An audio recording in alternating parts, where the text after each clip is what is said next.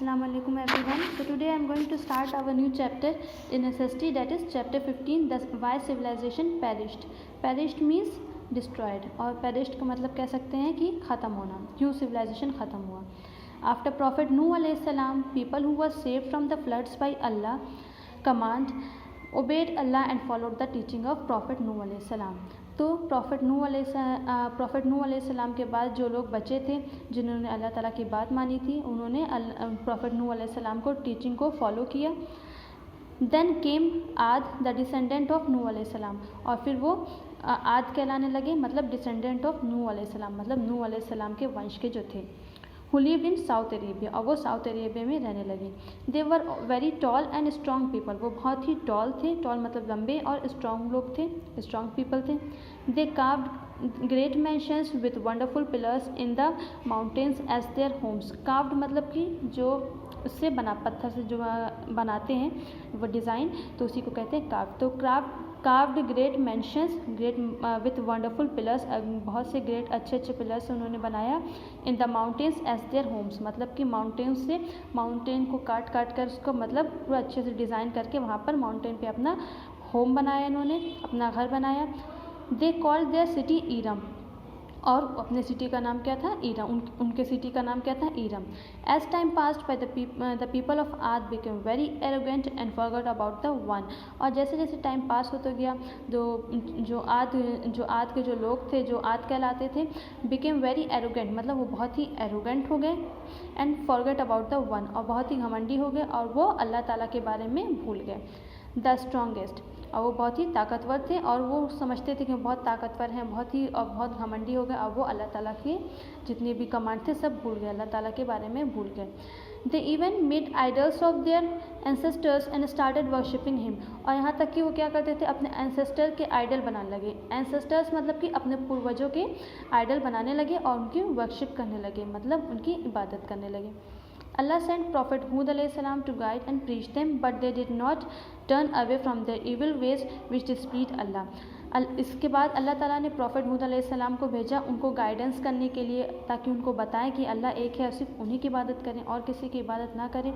But they did not turn away from their evil ways which displeased Allah, लेकिन फिर भी उन्होंने हूद अलैहि सलाम की बात नहीं मानी, और जो अल्लाह ताला को जिसकी वजह से अल्लाह ताला को बहुत ही दुख पहुँचा. Allah asked Hud alayhi salam and his followers to take refuge in a cave near the city. तो अल्लाह ताला ने क्या किया कि हूद अलैहि सलाम और जो उनकी बात मानते थे, उनके जो फॉलोअर्स थे, उनसे कहा कि एक जगह पे अपना refugee in a cave near the city, मतलब कि किसी केव में जाकर वो बस जाएं. Allah's punishment for the disbelievers came in the form of cold, strong wind which lasted for 7 days and 8 nights. फिर उसके बाद क्या हुआ, उन्होंने हूद अलैहि सलाम को कहा कि आप किसी केव में जाके बस जाइए, मतलब उनको किसी केव में जाके सेटल होने के लिए कहा. और उसके बाद उस जगह पर क्या किया, अल्लाह ताला की पनिशमेंट आई, मतलब in the form of cold strong wind, मतलब कि अल्लाह ताला की पनिशमेंट आई किसके फॉर्म में, कोल्ड स्ट्रॉन्ग विंड के फॉर्म में, मतलब वहाँ पर बहुत तेज़ ही हवा चलने लगी, आंधी तूफान आने लगा. विच lasted for 7 days and 8 nights, जो कि पूरा 7 days और 8 nights के लिए था, 8 nights के लिए था. All the people who disobeyed Allah fell like trunk of dead trees, और जितने भी लोगों ने जो भी लोग थे जो अल्लाह को डिसोबे किए थे, अल्लाह ताला की बात नहीं माने थे, वो सारे fell like trunk date of trees, मतलब जैसे कि पेड़ गिरता है, डेट ऑफ ट्रीज जो ऐसे गिरता है, उसी तरीके से वो सारे लोग पूरा डिस्ट्रॉय, पूरे ख़त्म हो गए. Only the ruins of the magnificent houses remained as a lesson for mankind. बस जो बहुत ही पुराने जो बचा कुचा हिस्सा था, मैग्निफिशेंट जो हाउसेज उन्होंने बनाए थे, बस वहीं रह गया, और बाकी सब चीज़ें डिस्ट्रॉय हो गई, बर्बाद हो गई.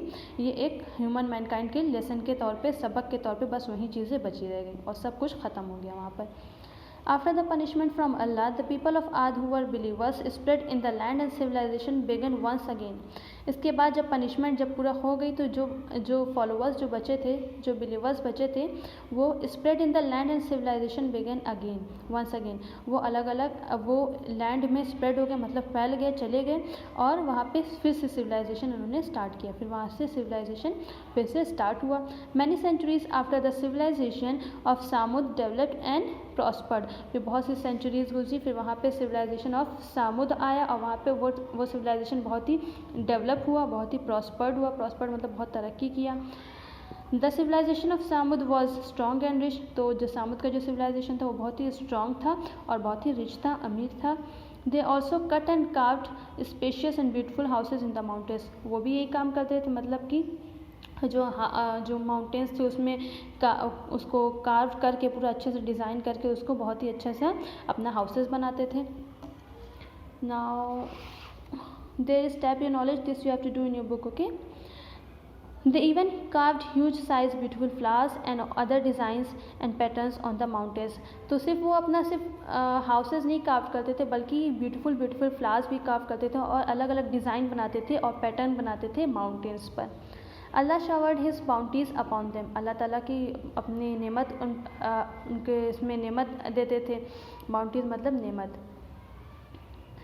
They made wonderful gardens and rivers and streams flowed through their gardens.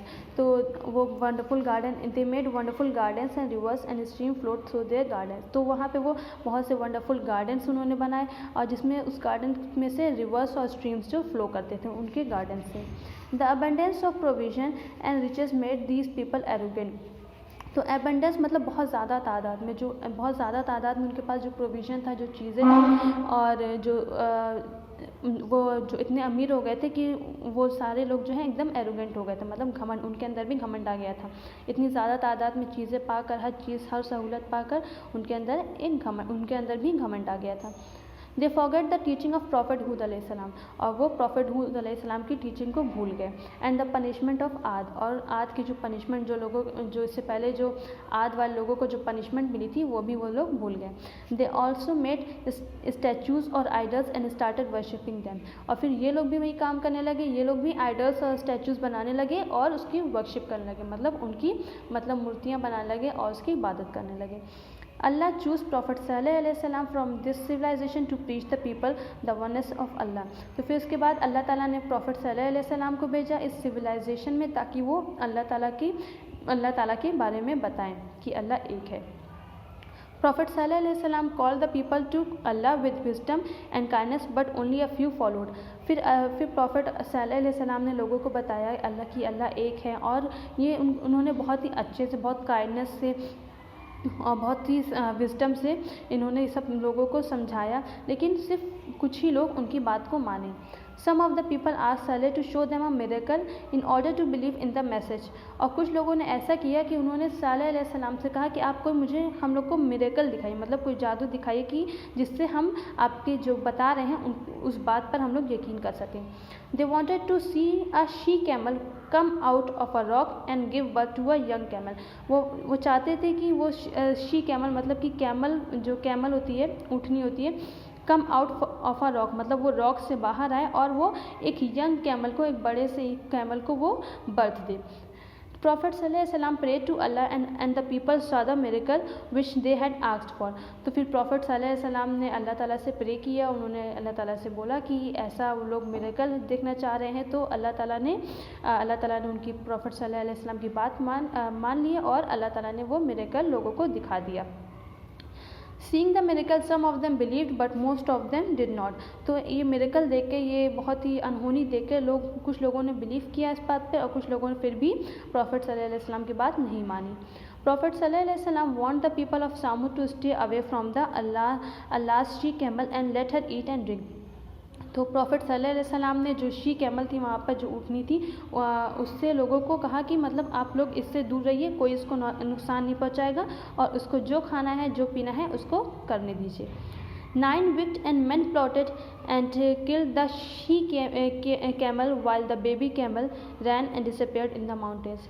9 wicked men मतलब कि जो वहाँ के उसी सिविलाइजेशन के 9 लोग जो थे बुरे लोग, वो आए और रात में उन्होंने क्या किया, शी कैमल को मतलब जो ऊँटनी थी उसको मार दिया और जो उसका बेबी था वो कैमल था वो कहाँ हो गया, वो भाग गया वहाँ से और वो गायब हो गया माउंटेन्स में।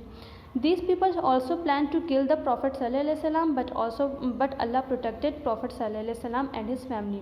तो ये जो लोगों ने जो ऊँटनी को मारा था, ये इन्होंने प्लान किया था कि इसके बाद हम लोग सल्लल्लाहु अलैहि वसल्लम को भी मारेंगे, लेकिन अल्लाह ताला ने प्रॉफिट सल्लल्लाहु अलैहि वसल्लम को प्रोटेक्ट कर लिया, मतलब उनको बचा लिया और उनकी फैमिली को भी महफूज कर लिया, उनकी फैमिली को भी बचा लिया. Only 9 people were involved in the killing, but most others either supported